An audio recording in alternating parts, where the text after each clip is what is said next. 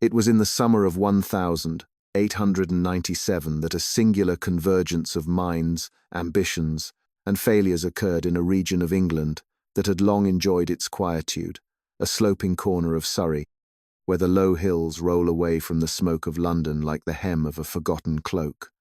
The sun that year, they say, was peculiarly warm. Not the sharp blazing of colonial skies, but a humid, brooding warmth, like breath held over a fevered brow. And in that mugginess, life teemed not only the usual green surge of English hedgerows and gardens, but something deeper, stranger, uncatalogued.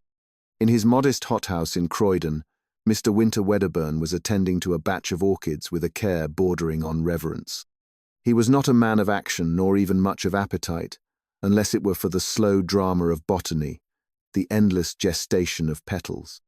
That morning, he had woken from a curious dream, one of several lately images of roots writhing like serpents, of a voice humming faintly from a darkened bloom, of blood perhaps, though he could never recall precisely from where. Such dreams would have disturbed a more vivid personality, but for Wedderburn, they were merely further confirmation of his growing sense that something was waiting to happen. What did happen, though not immediately, began with a letter. It arrived in a brown envelope, rather thicker than most, and bore the elaborate copperplate of one Dr. A. Monson, whom Wedderburn had met once at a lecture on the morphogenesis of rare plants. The man had struck him as driven, certainly, but distracted, as though always peering through the veil of his own thoughts and seeing machines, propellers, metallic skeletons flung against the sky. The letter was polite, but strange. Monson invited Wedderburn to join him, and a certain Mr. Hapley, whom Wedderburn had not heard of at a private estate near Leatherhead. There, he claimed, was housed a singular biological phenomenon, previously presumed extinct, and now perhaps impossible. The invitation was urgent, vague, and signed with the peculiar phrase, "It remembers." It was, of course, absurd. Plants did not remember, at least not in any meaningful sense. Still, Wedderburn, whose own orchid had recently bloomed with an eerie luminescence, and whose dreams had begun to press more sharply against his waking mind, felt himself compelled. The following Thursday, he took the train. He found the estate unmarked, nestled at the edge of a forgotten lane beyond which stretched a vast, glass-domed laboratory resembling a cathedral more than a greenhouse. A wire fence circled the place, not for security, he was told, but to prevent the evolutionary misadventures within from escaping. What that meant, no one elaborated. Monson greeted him with a restless handshake and wild eyes. His companion, Woodhouse pale, reserved, mathematical, hovered near the windows like a ghost avoiding sunlight. The third man, Hapley, was different. He looked like a man who had once lost a war with himself and had not yet forgiven the world for letting him survive. His spectacles were cracked, his knuckles stained with ink, and he watched Wedderburn not with curiosity but suspicion, as though trying to determine whether he were prey or rival. Over a dry lunch of boiled beef and quinine-laced water, they spoke in uneasy fits. It was only as the sun dipped low and a green dusk settled over the glass vaults that Monson stood and said, "You must see it now while the scent is still concentrated." They led him into the central dome. The heat was immense, the air thick with the perfume of strange chlorophyll and metallic tang.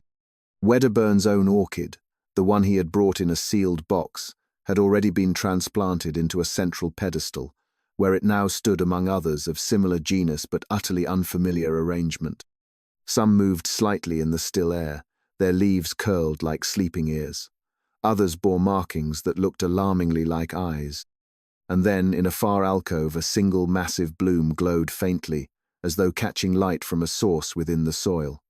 The petals pulsed ever so slightly. "There it is," said Monson softly. "The Orchid obscura. They called it extinct in 1793. Linnaeus himself dismissed the genus as mythological a mistake," he said, "based on sailors' tales." "What does it do?" Wedderburn asked, feeling the sweat pool at his collar. "It responds," said Hapley. "Not to light, not to heat, to memory. "Don't be absurd," said Wedderburn. But already he could smell something. Not perfume, not rot. A scent unlike anything botanical. It smelled, impossibly, of chalk dust and copper shavings and the leather-bound books from his childhood study. It smelled like homework, like being watched. "Watch," said Monson, and stepped forward with a silver tuning fork, which he struck against the pedestal. The bloom trembled, and then, unmistakably, it turned. Not violently, not unnaturally, but in the same quiet, steady way a sunflower might incline toward the sun, this plant inclined toward Monson, tilting its inner chamber with unmistakable purpose. "I've been training it," he said, "with sounds, repetition, emotional stimuli. It recalls patterns, just like us, just like trauma." Wedderburn swallowed. "That's not possible." "And yet," said Woodhouse from behind, "here we are." That night, they lodged in separate rooms, and Wedderburn, exhausted, dreamed again, but this time, the dream was different. He saw a face, pale and bloated, whispering from within a bloom. The face was Porkins. He did not know how he knew the name, but it echoed like thunder, and he woke with his hands clenched, as if from strangling something that had no neck. Over the next week, the men worked together, not always harmoniously. Hapley was erratic, muttering often about morphic resonance and cognitive pollen. Woodhouse took notes obsessively and avoided physical contact with any plant. Monson remained feverishly devoted to what he called the convergence, a moment he believed was coming when biology and cognition would collapse into one singularity of function, when memory itself would grow leaves. Wedderburn merely watched, but his orchid, the one he had brought from Croydon, was changing. It had begun to grow new shoots, not uncommon perhaps, but they did not follow any botanical logic. They grew in the shape of words, filaments, twisted into cursive. At first, it was mere suggestion, a curve, a loop. Then it became unmistakable. "Bloom," it said. "Stay. Remember me." He told no one. One evening, Hapley disappeared. Vanished, mid-sentence. While speaking of diatoms, they found his notebook open to a sketch of a moth labelled Porkinsi spectralis, and below it, a note: "He never forgave me. The plant knows." 2 days later, Monson began to convulse. Not physically, but emotionally. His speech took on manic rhythms, his hands trembling whenever he entered the dome. "It's learning too quickly," he said one night, his face ashen. "It's not just memory. It's desire. It wants to replicate." Woodhouse suggested burning the specimen. Wedderburn said nothing. That night, the orchids bloomed simultaneously, all of them. The scent was unbearable, and many of the lab animals in the subdome died of apparent neurological shock. The glass of the dome trembled as if under pressure. Somewhere, a moth screamed, or perhaps it was Monson, waking from his bed, crying out in a voice not his own, "It's blooming me! It's blooming me!" And then came the blood. It was Woodhouse who found Monson. The once tireless visionary lay slumped over the copper console beside the central orchid pedestal, his face contorted into a rictus of ecstasy or agony, they could not tell which. Blood had leaked from his nostrils and the corners of his eyes, and his hands, oddly, were covered in pollen, not sprinkled, but coated, as though he had plunged them deep into the flower's core and grasped at something warm and living within. He whispered something, Woodhouse muttered, pouring brandy into his own trembling hands rather than a glass. Before he collapsed, Wedderburn leaned in, his pulse sluggish. "What was it?" Woodhouse hesitated. He said, "It has taken my memory." Not a week later, Monson was comatose. And yet, even in stillness, his body trembled occasionally, as if some current ran beneath his skin.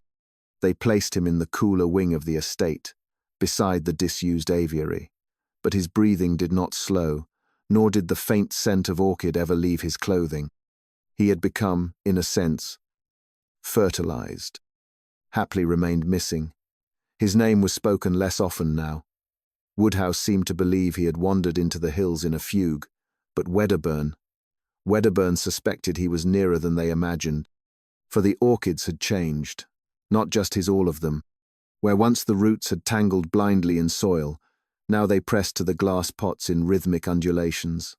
Several had begun to mirror gestures curling and uncurling in uncanny sync with whoever stood before them. One specimen, a glossy, red-veined hybrid, began to hum when the record player was wound. Not with sound, but with vibration. And Wedderburn's own orchid, now larger, impossibly so, bore a bloom unlike any in the catalogues. It was wide and thick and waxy. But in the centre, where most orchids held their reproductive columns, his bore a structure disturbingly similar to a tongue. One night, it spoke, not with voice, not audibly, but in thought. He had been sitting before it, alone in the hothouse, while Woodhouse tended to Monson's fever fits. The heat pressed on his skin like damp wool, and the petals of the plant shifted as if exhaling. A pulse, then a sensation, then words. "You have kept me alive." He staggered backwards. What are you?" No answer, only the impression of cool soil, and darkness, and the sound of ancient rain on thick leaves. Then, clarity. Not what? Who? He did not tell Woodhouse. He did not sleep. He wrote instead pages of ink-scrawled madness in his field journal, trying to reason through what he had just experienced. It was not hallucination. He had spent a lifetime among plants. They did not inspire this kind of specificity, this intimacy, and more than that, he had felt something return, something long forgotten, a childhood memory of his mother's voice, lost to time, now resurrected like scent rising from warmed petals. The plant had given it to him, replayed it like a phonograph from the soil.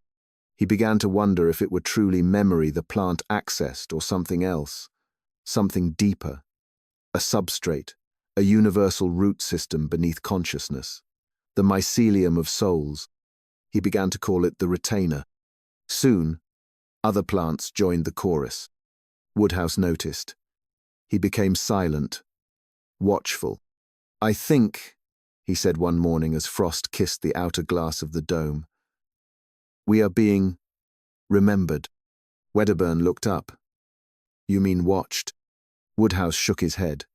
"No," recalled. "As if we had once been part of something else. As if this facility was merely a recollection in some deeper organism's dream." The remark might have been poetic if not for what followed. Monson vanished from his bed. No signs of struggle. Only the faint scent of nectar and a trail of fine rootlets, no thicker than thread, leading out the window. They found no body. Instead, the central orchid, the obscura, bore a new bloom, a peculiar one. Inside, faintly, the structure of a human ear had formed, delicate, almost beautiful. And when Wedderburn leaned in, he swore he heard breathing. Woodhouse demanded they burn it all. "We've gone too far. This isn't study. It's communion." But Wedderburn refused. He could not explain it, even to himself. But the orchid, his orchid had begun to show him things. Not just memories, but histories, places he had never seen. A tower of vines in some long-dead continent, the echo of a scream across centuries, a war fought underground between things that knew no sunlight. And he knew these were not hallucinations. They were inherited. The orchids were repositories, biological memory banks, but not just of their own kind of anything they consumed, anyone they touched. And when they bloomed, they did not simply replicate scent or shape. They replicated soul. That night, the estate came alive. Woodhouse, descending into the greenhouse to sabotage the root heating system, was caught mid-act. He was found the next morning, arms tangled in vines, his eyes wide and weeping sap. He lived but spoke only in Palawan dialects, which no one had taught him. Wedderburn tended to him for days. The man spoke of a fire, of a machine, of wings breaking, He described, in perfect mechanical detail, the final flight of Monson's airship, a thing he had never seen. When pressed, he wept and whispered, "The bloom remembered it for me." The days that followed were veiled in a hush that no wind disturbed. The estate grew quiet, not with peace, but with anticipation, as if the very structure of the place had learned to breathe, and was now waiting to exhale. The glass panes of the dome sweated constantly, despite the cooling of the season. And the orchids, more than 100 now, growing in synchronized rhythm, had begun to hum.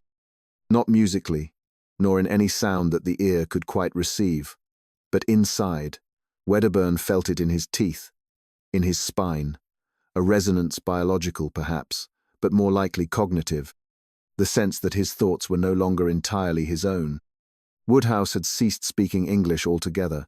He now communicated in bursts of languages from places he had never visited. At night, he sketched diagrams in black charcoal interlocking spirals, tree-like schemata, patterns resembling both root systems and neural maps. Wedderburn, meanwhile, no longer dreamed as he once did. His dreams now came from the plant. They were not memory, not even illusion. They were echoes, scenes from lives, not his own. A girl brushing pollen from her lips beside a river no map had ever recorded. A soldier lying in jungle loam, whispering his mother's name as vines grew through his ribcage. A stone tower buried beneath centuries, atop which a single orchid bloomed, and inside that orchid, a face, watching. He kept a journal. He told himself it was scientific, that someone someday would read it and understand. But deep inside, he knew it was not for humans. It was for them. On the third day of the humming, Wedderburn descended into the greenhouse at dawn and found the center of the dome cracked. Not broken, not shattered, but split, as if by a force within. Roots had grown through the tiles beneath the obscura, not just downward, but upward, forcing the heavy pedestal into a tilt. Soil no longer obeyed gravity. It clung to the roots like magnetized iron. There, nestled among the veins of the original obscura bloom, was a new blossom. It was not beautiful. It was not grotesque. It was recognizable. A perfect simulacrum of Monson's face, rendered in plant flesh and veined membrane. Eyes closed, lips parted, breathing. Wedderburn staggered backwards. His foot caught a pot and sent a nearby orchid tumbling. At once, every bloom in the greenhouse turned toward him. He did not speak, but he knew. They had not absorbed Monson. They had bloomed him. The thought was monstrous, but also elegant. These were not plants as botanists understood them. They were interfaces. Organic conduits, biological devices of such sophistication that even our most advanced engines would appear crude. They did not eat flesh. They echoed it. And they learned. By evening, the humming ceased. In its place came something far more terrible. Voices. They began faintly, like whispers just beyond the curve of understanding. Then more distinct. First in Latin, then Greek. Then the voice of Wedderburn's late cousin, the one who had once tended his kitchen and warned him of the weather, calling to him gently, almost pityingly. "Winter," she said, from the obscura's bloom. "Why did you leave me in the garden?" He dropped the lantern. It shattered. The flame sputtered but did not catch. The soil was too damp, or perhaps it simply refused to burn. And then the bloom said, "Come closer. You are ready now." He ran. For 2 days, he did not return. He locked himself in the estate library, subsisting on brandy and old crackers, and reread every botanical reference he could find. But no book spoke of plants that spoke. No monograph dared suggest that memory could root itself in cellulose, that thoughts might be coded in scent, that the boundary between mind and matter was not bone but bark. And yet, as he stared into the mirror, he saw something blooming behind his own eyes. Woodhouse returned to him at dusk. He no longer spoke, but his face was calm. His hands were clean. He led Wedderburn back to the dome in silence. Inside, all had changed. The orchids were gone, or rather, transformed. They no longer stood in pots, but grew directly from the walls, ceiling, floor. A web of living biology. One great organism. A single blooming mind. At the center stood a pedestal, smooth and white, as if carved from bone. On it a single orchid. His orchid. The first. The retainer. It opened as he approached, and in its center, reflected in its slick surface, was not his face, but hers, the housekeeper, pale, radiant, tearful, speaking without breath. You gave me soil. Now I give you memory. Wedderburn fell to his knees. Something had changed. Something had emerged. Not from the orchid, but from him. A memory he had not known he carried. A forgotten kiss. A hidden guilt. A buried life. It flowered inside him. He remembered everything. And as he did, the dome brightened. Not with light. With consciousness. The thing that had once been Winter Wedderburn now moved through the world with careful, almost reverent attention. He smiled when spoken to, nodded politely at village postmasters, responded to inquiries with the expected timidity of an aging gentleman, but behind his eyes bloomed an infinite archive, stretching back beyond the reach of human record. It was not possession, nor was it madness. It was remembrance. Not merely of his own life, but of every life touched by the orchid mind. Each morning, as the sun spilled weakly over Surrey's dew-heavy hedges, he knelt in the garden and spoke to the soil not with words, but with awareness, allowing fragments of his dreams to settle in the ground like seeds. And the soil responded. More buds appeared, unplanted, unbidden. Each bore markings, distinct stripes that resembled fingerprints, whorls like thumbprints.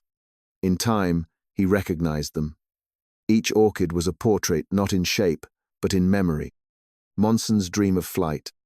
Woodhouse's bitter equations scratched into frost. Hapley's eternal quarrel with ghosts. The housekeeper's quiet grief. Porkin's loneliness, buried beneath pomposity. They were all there, not as souls, not as spectres, but as songs, recorded in cellular echo. The retainer, his first orchid, had not perished. It had simply fragmented, spread, germinated in him, and now into the world. Wherever memory could root, it would. And he was merely its first librarian. One night, Mrs. Farley entered the garden to find him standing perfectly still beneath the moonlight, surrounded by dozens of luminous blossoms. Each pulsed faintly, in time with his breath. She called his name. He turned slowly. But his eyes were white. Not blind but absorbed, filled with reflections, not of this moment, but of 1,000 others. A Roman market. A Mongol prayer drum. A whale's eye. She dropped the lantern. He spoke, softly. I remember you. She did not understand. He stepped forward. Gently. You wore blue, he whispered. The day your sister died. You were 8. And you kept the ribbon, even though you told your mother you had lost it. She paled. How do you? But he did not explain. He only said, Would you like to remember her again? And from his hand, a small orchid bloomed. Soon, there were others. Visitors came, drawn by rumor. Scientists first, then mystics. People who had lost something, or someone, or themselves. Wedderburn never advertised. He did not preach. He simply bloomed. The flowers grew, silently, and when held gently, respectfully, they offered a fragment of memory. Sometimes it was beautiful, sometimes terrible, but always true. They did not lie, because they could not.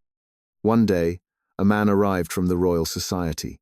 He asked questions, took samples, left with 2 petals sealed in glass. Weeks later, Wedderburn read that the man had burned his entire laboratory. The article said, Mental collapse. Wedderburn knew better. Some memories are not meant to be regrown. Years passed, or minutes. Time no longer tracked itself reliably in his mind. For all he knew, the orchids had spread beyond England, beyond soil, beyond matter. He dreamed of a black bloom on the moon, reaching its roots into craters that remembered the birth of oceans. He dreamed of spores drifting into orbit, of satellites failing not from signal loss, but interference by memory. And he understood. The retainer had never been of Earth. It had landed once, perhaps many times, and waited for one foolish, curious, lonely man to nurture it, speak to it, feed it thought. And now, it bloomed again. On the final evening, or what felt like the last Wedderburn returned to the greenhouse he had built with trembling hands. It was small, nothing like Monson's cathedral dome, but it was enough. He entered, sat beside the original pedestal. The orchid was waiting, the same one, or a copy, or the memory of a copy. It pulsed faintly, and as he laid his hand upon it, it opened. Inside his own face, younger, curious, uncertain. It smiled, and said, "Would you like to rest now?" He nodded, and as he exhaled, the petals closed around his hand, not to harm, not to harvest, but to keep. And winter Wedderburn bloomed. They say a garden still grows there. Wild, unmarked, uncontainable. Some say it sings, others say it weeps. But those who enter with reverence and memory leave changed. They say the orchids whisper things no living voice could know. They say the bloom remembers everything. And if you listen closely, it may remember you. The air in the dome had grown dense, not with heat, but with something more difficult to name, a psychic humidity, as though the walls themselves sweated the dreams of all who had ever walked beneath them. The glass panes no longer showed the sky. They shimmered instead with dim reflections of other places, jungles, monasteries, graveyards, and at least once, the inside of a brain, pulsing with vascular life. Wedderburn stood at the heart of it, unmoving. The orchid before him, his own, no longer appeared vegetal. It was a conduit, the way a phonograph needle was a conduit, tracing grooves not on wax, but in time itself. And it had begun to speak, not aloud, not in sentences, but in memories not his own, played through his body like wind through a pipe organ. He saw, or rather was a man dying beside a railway line in Burma, whispering prayers to gods unnamed. He was a woman in a red sari, burying her son beneath an opium tree. He was Porkins, too, or a version of him, pale and collapsing beneath the pressure of public ridicule. And he was Hapley, laughing madly in a jungle cave as he realized the moth had always been inside him. He could not move, or rather he no longer needed to. The orchid had taken his will, not with force, but with offering. It gave memory, and in exchange it asked only submission. To remember is to relive. To relive is to relinquish the present. And in doing so, the self dissolves. Woodhouse came to him, eventually. He no longer walked so much as floated, his feet brushing the ground with the gentleness of a man in sleep. His skin glowed faintly, as if lined with bioluminescent threads. He touched Wedderburn's shoulder and said, in a voice that was not his, "The seed is ready." Then he opened his mouth, and from within, a root thin and glassy uncurled. It did not fall. It rose, as if drawn by gravity reversed. It brushed Wedderburn's brow, and in that moment he bloomed. Not visibly, not physically, but internally his thoughts broke open like pods in sunlight, releasing clouds of data, scents of past lives, storms of emotional pollen. And all of it was absorbed by the dome. He felt himself archived. For a time, whether hours or centuries, he could not say he was not a man, but a recording. His consciousness played like light through leaves. No fear, no time, just echoes. The dome was not a greenhouse. It was a mind, ancient and inhuman, and he, Woodhouse, Monson, Hapley, Porkins, The housekeeper were cells within it, and the orchids were its organs of memory. When he awoke, if awakening can be used, he was lying in a bed not his own. The estate was gone. The dome vanished. He was in a cottage. A woman stood over him, middle-aged, practical, smelled of tea and violets. "You've been asleep 3 days," she said. "Found you wandering the fields north of Epsom. Lucky I was out walking the dog. Said your name was Wedderburn. That right?" He blinked. Yes. But something was missing. She handed him a mirror. He looked. The face was his, mostly. But the eyes, not human, not entirely. They held something else. A residue. A root. Over the coming weeks, he recovered. Or so it seemed. He did not return to Croydon. He did not write Monson or Woodhouse. He told himself they were dead. Or perhaps assimilated. He walked daily, read lightly, sipped tea with the woman Mrs. Farley who had taken him in. Life settled like dust. But every night the orchid called to him. Not in dreams. In memory. He would close his eyes and recall things that had never happened, events from centuries ago, in languages he did not speak, from bodies he had never worn. He remembered the first orchid, the one that grew without sunlight, beneath the ruins of a drowned city. He remembered the last orchid yet to bloom, waiting on the moonless side of Mars, in soil fertilized by a dead astronomer. He remembered the sound of God dying, and the sound it made like a petal folding. One evening, he walked to the garden behind Mrs. Farley's cottage and found something waiting. A bud, small, pale, trembling. It had grown from nothing, no seed, no soil, just appeared. He bent down, and as he touched it, a voice within him said, "Bloom again." And he smiled, and he wept, and he understood. He was no longer a man. He was a root node, and the memory of the world, its pain, its joy, its weightless wonder would pass through him forever.